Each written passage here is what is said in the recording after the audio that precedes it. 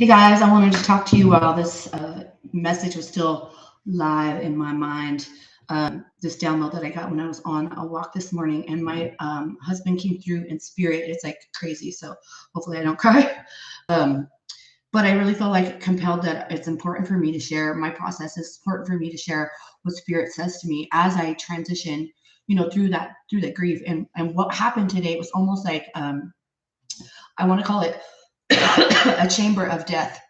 And so I am live, you guys, by the way. So if you're watching live, thank you. If you're watching the replay, say hello, give me, push like and subscribe to my channel. That would be awesome because I love to share, the process of all of this stuff. You guys know I am psychic medium,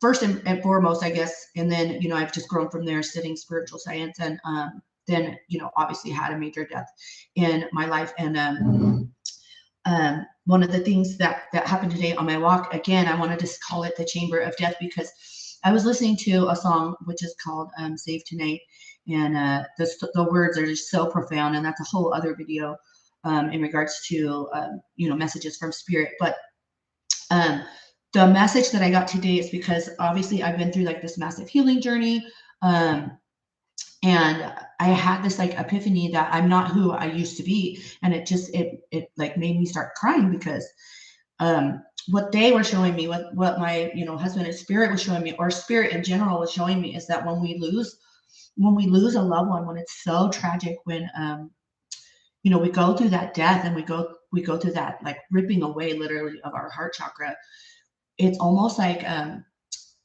so say for example, so me and my loved one are in this dark like abyss together. And in order for both of us to fully transition, right? In order for both of us, let me repeat that. It's so important for the living person, and it's energetics. It's super energetic because you're so, especially a super close loved one, you're so intertwined with their energetic field. You're so like almost one with this person that when they leave your life, like you literally die with them. And there's those different phases of grief, right? Which we all have to experience in our own way. But what the message I was getting today is that in order for things to transition, it's important for us to start making these tiny, tiny changes. And it's almost like they're showing me like molecules. Like in order for you to become someone different, you have to integrate these new types of molecules.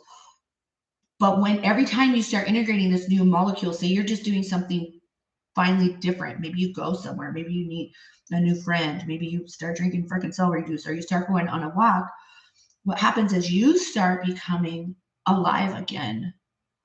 And as you start coming alive again, that person, your loved one, is allowed to be freed up a little bit more. Their consciousness is allowed to be freed up a little bit more. Nothing's wrong when you're going through these deep phases of grief.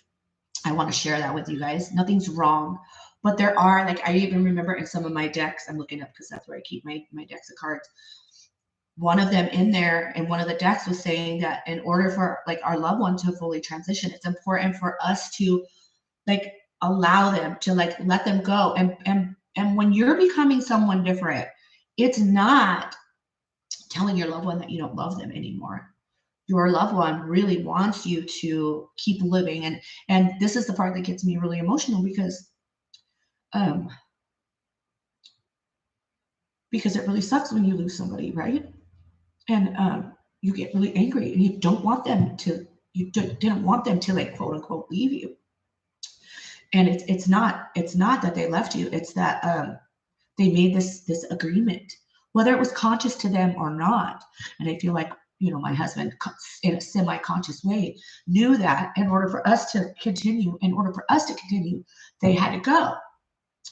And so again, I want to say, like, if you're super deep into your grief, I mean, I'm holding space for you, seriously. And it's okay that you're there. But think of the dark chamber, like think of being in that chamber of death, I guess is what I wanted to call it. Just think of being in this really dark space and not being able to let your loved one even move on, right? Like, I don't ever want to make anybody feel guilty for being in that dark space, but think of it as in a molecule aspect. You're not moving. Your energy is not moving. You're not allowing spirit, allowing divine light to flow through you, and we're staying in that super dark space forever.